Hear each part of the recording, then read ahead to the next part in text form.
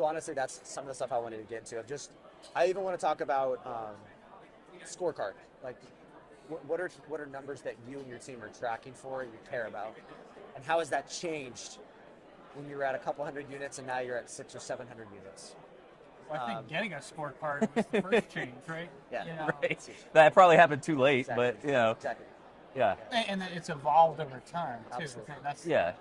what the difference is. As we've learned, you start measuring certain things. You're like, oh well, wait a minute. This is something. Is this important? Is this not important? Is this a red herring, or is this something that we can take action with? And that's, I think, where the dynamic between us comes in. You know, we meet every Monday. We have breakfast together every week. Yeah. And sometimes it's talking about really cool pie in the sky stuff or vision stuff. Sometimes it's, hey, how do we get through today and tomorrow? And so the scorecard evolves to encapsulate those things as well, right? Yeah. What would you say some of the things that you guys care about and track this quarter, next quarter? I've seen your core values. Those are clear. You have stuff written on throughout the office and making sure the team is all together and moving in the same direction. But what are some of the stuff that you guys track or you care about, even in Q4 or just for the balance of the year? Well, a couple of things that are important is we're trying to onboard houses. So we are tracking, leads, conversions, and houses that we've onboarded. And then I guess that ties into like net gain too, because we are still losing houses. Sure. But growing our organic onboarding of properties is important. So we're building out systems and processes and spiels, but we also have to understand what our numbers are. Yeah. The saying, you can't manage something if you can't measure it. So let's start measuring from day one. Yeah. And our processes are going to get better, but the numbers and the facts behind it are going to support us getting better. Well, then I would say too, let's parallel with something else on more of like a macro view. We can sit here and say, how many units do we onboard? How many units do we sign a lease for? How many units do we do whatever for? Yeah. And those are numeric metrics. Yeah. One thing when you have a team, if it's just him and I, it's a little bit different. When you have a team, we've got over 20 people on our team. Yeah. Now you also have to measure, do you communicate that out? So probably one of the most important things that we do now is video communication every week. It's not just him and I meeting every week. Hey, how many leases do we sign? How many houses do we onboard? What are we doing? What do we, how do the actual numbers work? How do you then disseminate that information to the rest of the people that are key factors in continuing that trajectory, right? Because if you're measuring it, but then you're holding it tight, that doesn't do anything. So how do we communicate it every week? And then it's gone as far as having monthly, company-wide, every single person meetings. Guys, here's the numbers, but let's also make sure that we understand the numbers, and let's talk about the numbers. Because if you record it, that's one thing. What's the actionable intelligence from that? And that's, I think, the transitional step that we've taken recently. Yeah. So what I'm hearing you say is that you're keeping your team very involved on the numbers side of things and really helping them get a glimpse into how their role contributes for the growth of your company. Right. Everyone's an opportunity to influence a certain outcome. Okay. You might think, well, I'm in maintenance. Right. Well, that's an opportunity to influence Google reviews. That's an opportunity to then, with Google reviews, influence onboarding. Yeah. It's an opportunity to influence a lease renewal. Yeah. It's not just what's in front of you right now. Yeah. That's the metric, but it's the communication about the impact that person has as a role player in the organization, that every position's a role-playing part, right? Yeah. Well, and I'll try to use a bad sports analogy. So, you said scoreboard. Like, if you're playing sports, football, everybody can see what the score is. The team can see, what the score is. That's true. Yeah. How much time's left in the game, all that kind of stuff. And like running a business, sometimes owners keep a lot of that information like private, or they're scared to share it. But like, that's taking away from the team. I mean, how could you play football if you didn't know what the score was, or how many more yards you had to go to first down? And so part of what we're trying to do is tell our team, hey, we might have onboarded 6 houses last month, but our goal was 10, so we missed it, right? Or by the end of the year, we're trying to get to this. Yeah. And so really putting it out there as a scoreboard and telling people where we're at within our company. Well, and then they contribute too. So once you start bringing higher performing people onto your team, they say, hey, wait a minute. Like we've got a lady who's 2 months in. She's looked at our goals and we said, I missed this section, and she's upset about it. And now she's the one propelling innovation. What can I do? Correct. What can I do? What can my team do? How can we help? As opposed to, well, we didn't make it. oh shucks, we didn't do it, you know? And so now, because we've communicated that and the metric is there, now we've got more collective buy-in. And when your team's buying in, you can go a lot farther. Yep. That's huge. That's huge. You mentioned fear of telling your team the numbers. Why is there fear, and how did you conquer that? I'm curious what that is. I don't know why there's fear of it. Like it was a thing. It's like, other people don't do this, we shouldn't do it either. Yeah. And so I guess how we overcame it was, Jaron and I, we always talking together, here's what's going on, like we want to get better. Like why is this not happening? Yeah. And I kind of said, well, we're having conversations, the two of us, that need to be had with the whole company. Team. Okay. So it was our fault, right? We weren't sharing enough. We were saying, well, why aren't we getting to this many units? Well, because we're the only people working on that. The rest of the team doesn't know about it. And so, so we were frustrated. We realized that, well, it's our fault. And then we just said, okay, forget it. January 1st, we're having a meeting, and we're going to tell everybody, here's how the company makes money, here's how much money we're making, and here's where we're trying to go. Detailed down to the very, like, dollars and cents. Here's how we make money.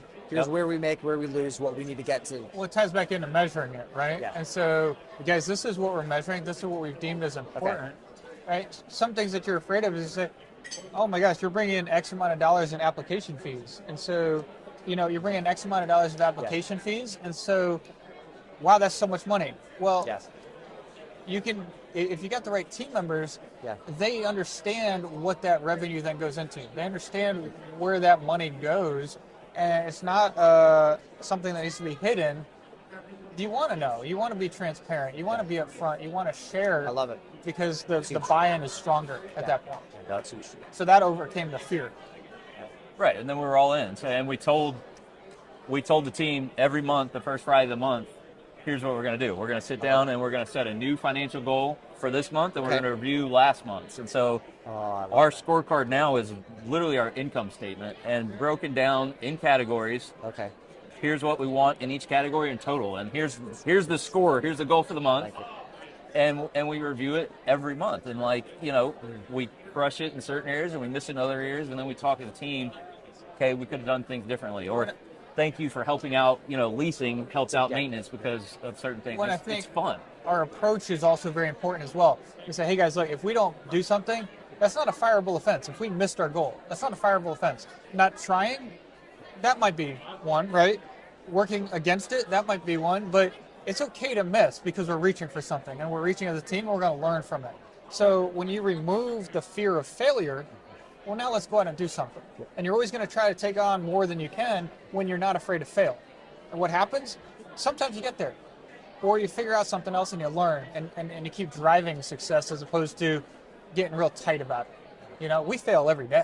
Wow. Let's get that out of the way. Yes. Okay, we make mistakes every day. Wow. So now what are we going to do to get better every day? I love it. If we can do that, now we can grab onto something. Yeah, and property management, every month you get a chance to do it over again, right? The cycle repeats. So we missed something last month, let's do it this month, right? And I think that's been a big game changer for us.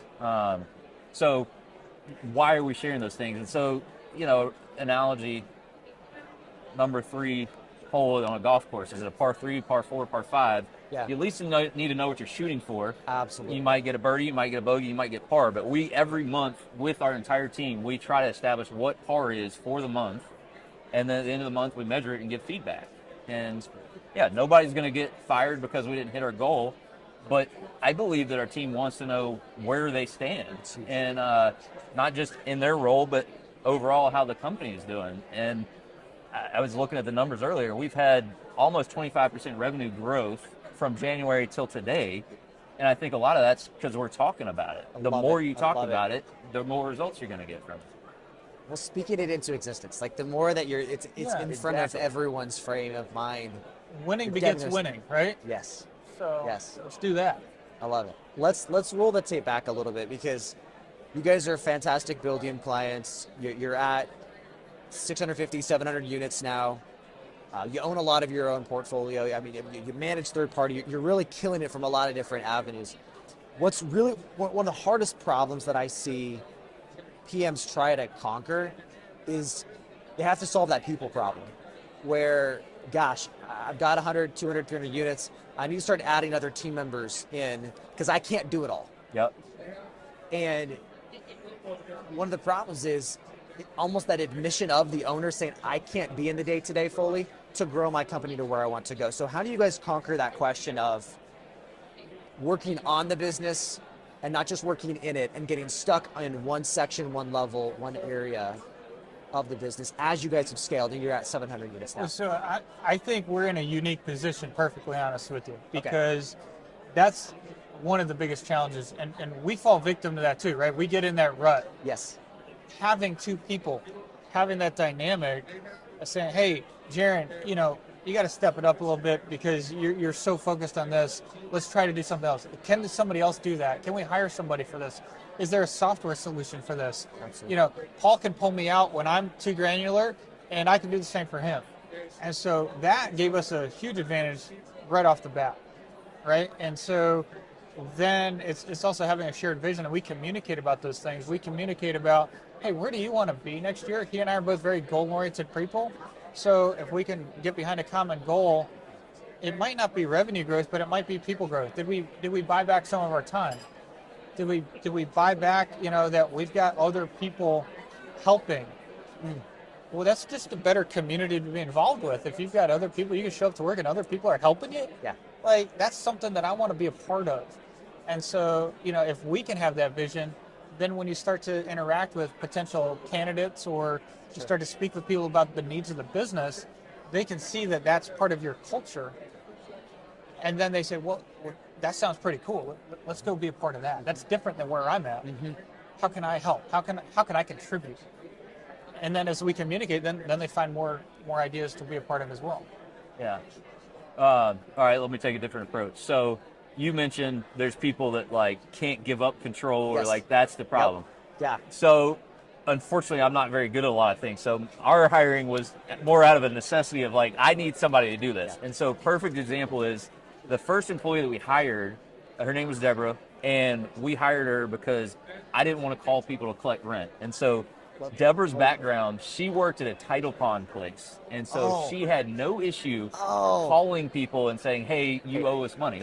That was her experience. Pay And I your was rent. this Exactly. is what I'm missing. Yes. Deborah fills that need, right? And so hiring for us was, literally I don't know how to do this or I can't do this. I need to find somebody that can, right? So I think that was the first evolution. And then along the way, it progressed to then, who can help us grow the company or do things that we haven't done before. So first hires were, I don't want to do this, I can't do this, or I don't know how. And then now we're looking for people that have been places that we haven't been yet. So we don't even know what we don't know, but bringing on somebody that's been there before, knows how to get us to where we are. And I think that's a difference, because when you're not afraid to hire somebody who's smarter or more talented than you, then that gives you a whole nother opportunity to grow or to get into something different.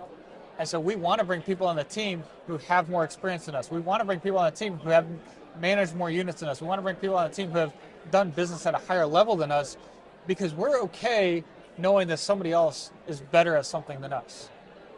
And if you can get to that point, the world's, your oyster. You can really make a change in your business. It's huge. It's huge. Making a change in your business. Okay, so let's take that concept, and I love to ask this question to PMs or small business owners in general, because I always get a different answer to it. So growth is something that is a term everyone chases if you're in small business. I want to grow. But what I've found is growth means different things to different people. So if I ask you the question, what does growth mean to you? Or where I want to grow, or I want to affect change to grow. What does growth mean for Augusta Rental Homes? Right. So I think I've recently overcome that, where it's always, we got to add units, Okay, and so that's unit the count only number, growth. that's what I'm chasing. 100%, that's been it for Okay. a long time, right? But, at the end of the day, that doesn't really mean much, because my units are different than somebody else's units, whatever. So what does growth really mean now is a couple things. One, just getting better every day at what we've been doing, right? So again, a monthly cycle. Last month, our move-ins didn't go very well. This month, how can we make that better? How can we make our resident experience better? And so building the company, or things that I get excited about now, is how can we be the best property management company? And that doesn't matter how many units you have, but how happy are the residents? How happy are our owners? How happy are our employees to be there? That gets me excited on that side. And then just being part of hopefully changing the property management industry as a whole. So really gets me excited. There's tons of growth potential just anywhere. I feel like property management hasn't evolved as much as some of the other industries have. And so we've been talking a lot about that this week. We're at a conference, excited. Growth more in that direction, right? Of changing people's lives through property management. And it's harder to measure, but that's more exciting than just how many units we manage. Absolutely. I love that. I think with the business too, you can start to say, how many issues can the business take care of itself? And when you have the first employee, you can handle a certain number of things. When you have 5, when you have 10, as you continue to grow, the business can handle other challenges, and you start to see it before. And so to me, the growth is the evolution of, have we seen things before? Can we handle those things? And then if they become our second nature, to be able to continue operations and continue moving on without having to say, what do we do now? The business has grown because the business has matured and the business is wiser as a unit. And your team is wiser, your team is talented, and they can handle those things. So when you start to see that to me is exciting definition of growth, because that's beyond what Paul and I can do. Yes. The business is now making its own decisions. Yes. Right. Growth is doing something that before was difficult, but now is easy because of your team, or you've just Right. personal or company growth, right? Where it's not as disruptive, right? Yeah. Something there's tons of things that were difficult 6 months ago, 3 years ago, that now is Part of just a Monday. just like normal day. And that's definitely a cool feeling too. Right. What I loved in how you answered that was you didn't just say bottom line. Growth is bottom line, but which is more of a lagging indicator. What I was hearing you guys say was the leading indicators we're chasing are personal growth, professional growth by my team as an organization, as a leadership in the team culture, knowing that if I make those changes, that will then affect the lagging indicator of bottom line. Right. Yeah. That's what I'm hearing, the investment that you're trying to make as a company.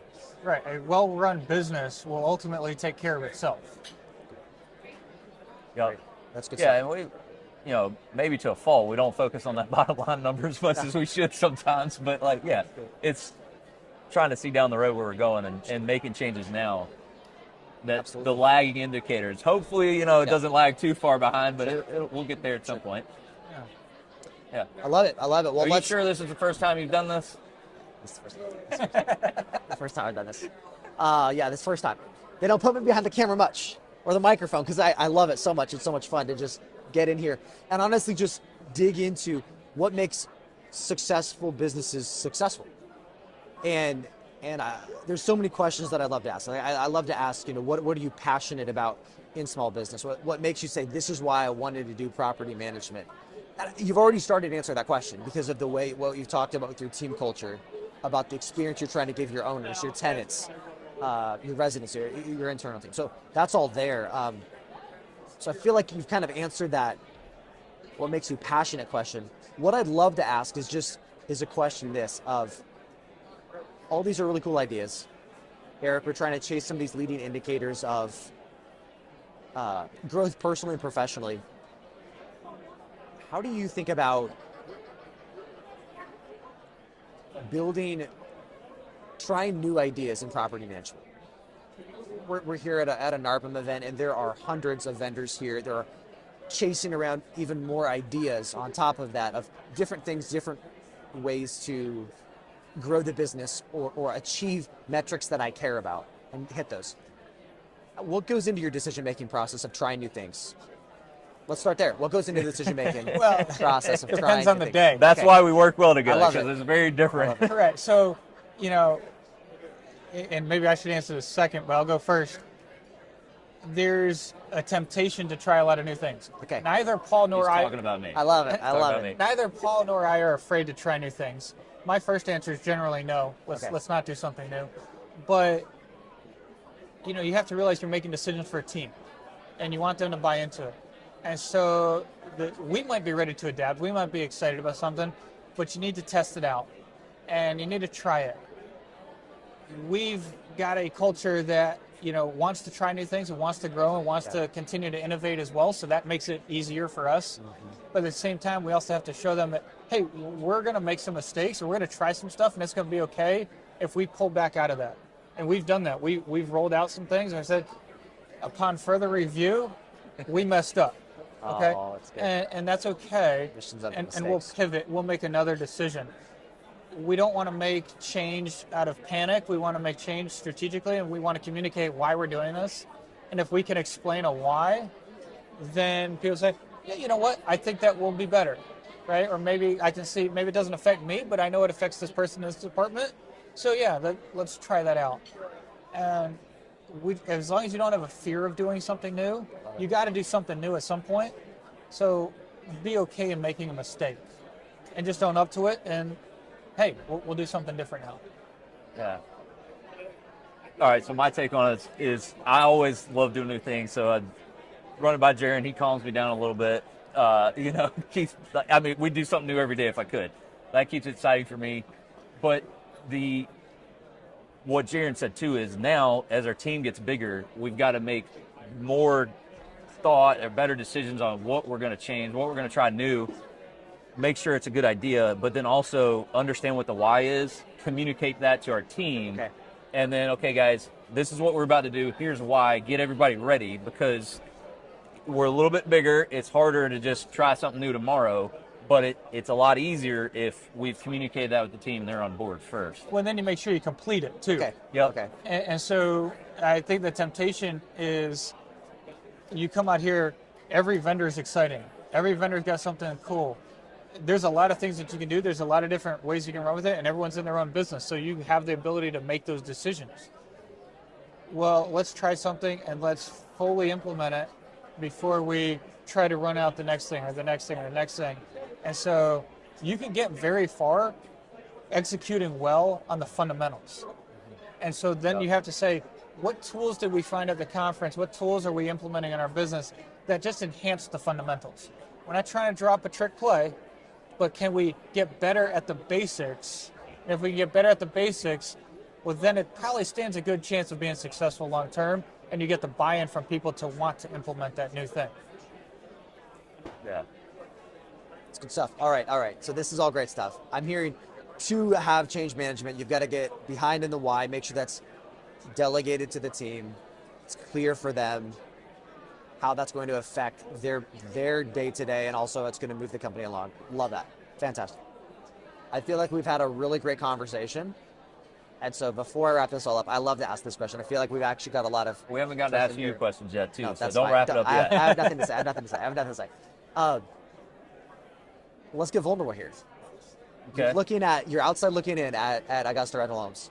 What problems are you guys trying to solve right now in the business? What are the pain points or the bottlenecks or the problems that you're saying, this is on our punch list right now that we're trying to check off and knock out to get this house ready to rent? What are those pain points that you have?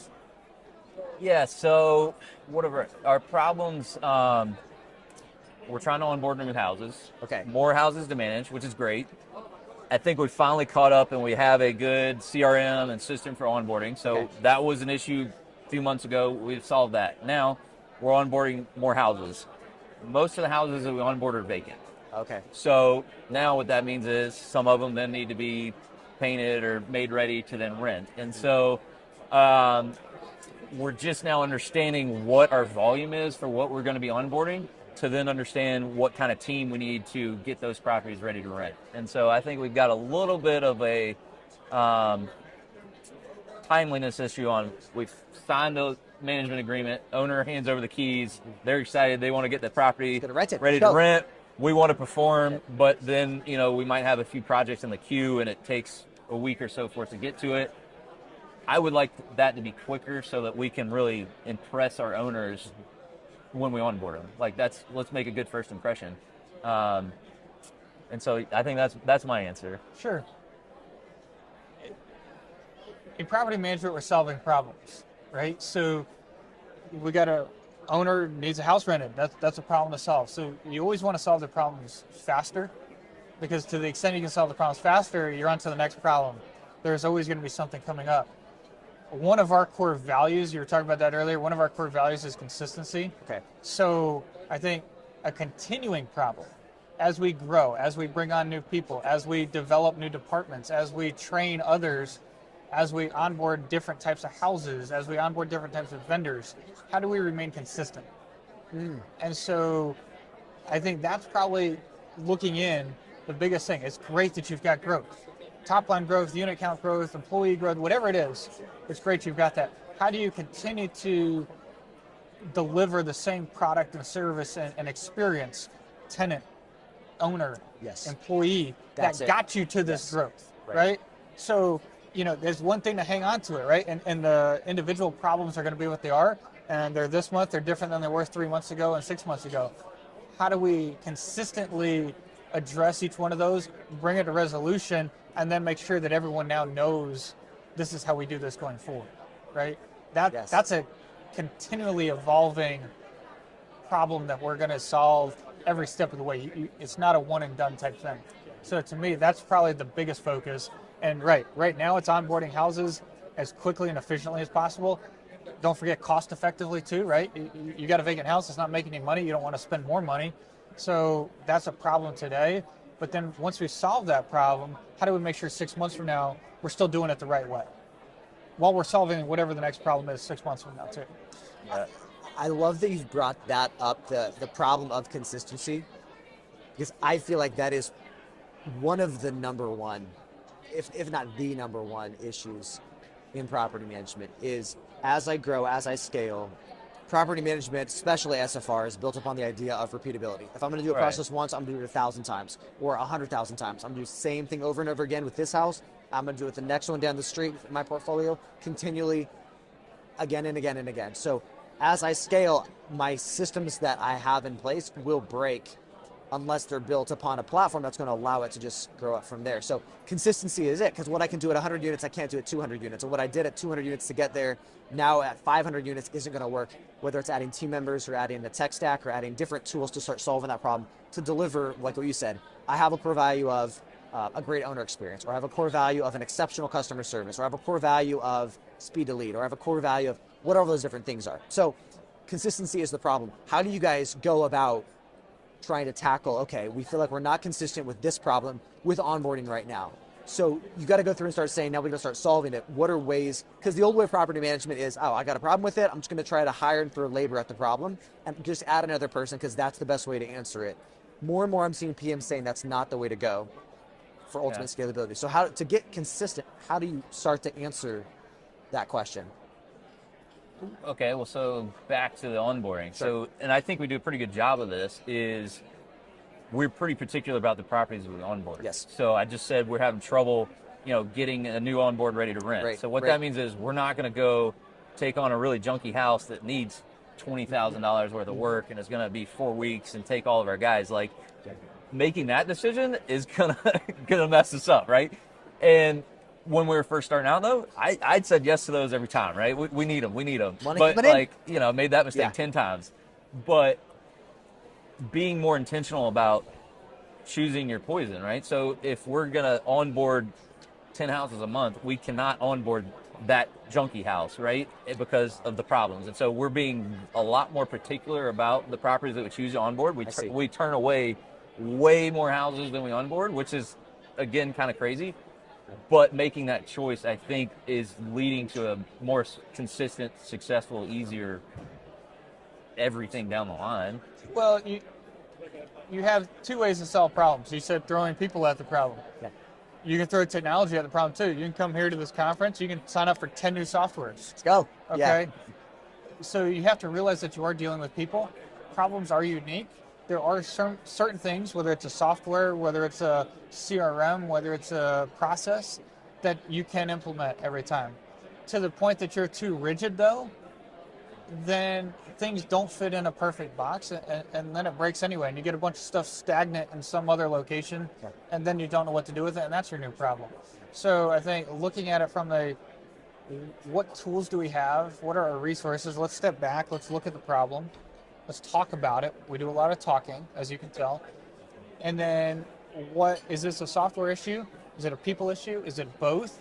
And let's not try to overcorrect. All right? If we have whatever the issue is, let's not try to throw it all away and do something different. What are the micro changes that we can make? We use, software that maybe has limitations. We use other software that maybe doesn't integrate. Okay, well, rather than just scrapping it all today and getting some new shiny object, is there a tweak in each one that then we can use that makes the experience better? That's huge. That's huge. Yeah. It's good stuff. What do you see most property management companies struggling with? Like from the outside, you're talking to Paul on the phone, you're like, oh my God, if Paul just was like, knew what he was doing, like, does that ever frustrate you, or what do you see people struggling with? I'm very curious. That's a big question. Yeah. I think it's what you guys have already discovered and are going down the line of and starting to solve. In property management, the common belief is that growth means more doors, or growth means more revenue. So to get more revenue, I just need to get more doors. I firmly believe that's not true.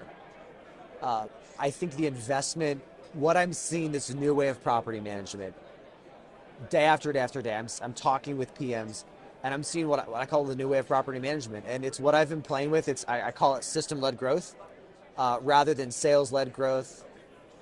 System-led growth is this belief that if you build it in the right way, growth can't help but happen. Yep. So instead of focusing on the marketing and SEO and getting more leads and how can I talk to those leads and get them sold and client and onboard and all those other things, instead saying, how do I build the systems in place that I have ultimate profitability, ultimate efficiency, ultimate customer experience that will then fuel referrals, it'll fuel high revenue, and it'll fuel high efficiency for my team, creating a great team environment that can then deliver on an extraordinary customer experience for my resident, for my owner, for my internal team, for the leadership. And it's that type of a belief in a systems that then fuels valuations on property management companies that are almost tech level valuations versus just the traditional service-based valuation. But it also allows for an extraordinary small business environment where you have this resurgence of an excitement around being in a small business and saying what can be true versus not just what is. And that's what I'm seeing, like the new way of property management is. And those are the problems I see people trying to solve is what is system-led growth? How does it work? How can I invest in it? What do I build in my tech stack? What tools do I use for it? So you're saying property management can be exciting? Property management can be very exciting. That's why I'm in it. I would not be here if I was not excited about the property management space. It's gonna be fun. The next couple of years are gonna be very, very fun to watch in the space. Yeah. And it's gonna be fun to watch what you guys are doing. You guys have done a lot of really great stuff, and it's fun to see what you've solved so far and the trajectory and what you're continuing to try to solve. And honestly, Paul, Jaron, it's fun to partner up. I'm so excited. You guys are a part of the family. It's gonna be fun to see where you guys take this. Well, we appreciate all the help you and LeadSimple and everybody's got too. I mean, thank you. It's a community, right? Absolutely. We are so excited. Eric, guys, thanks. I appreciate this. So much fun. This so is a much lot fun. of fun.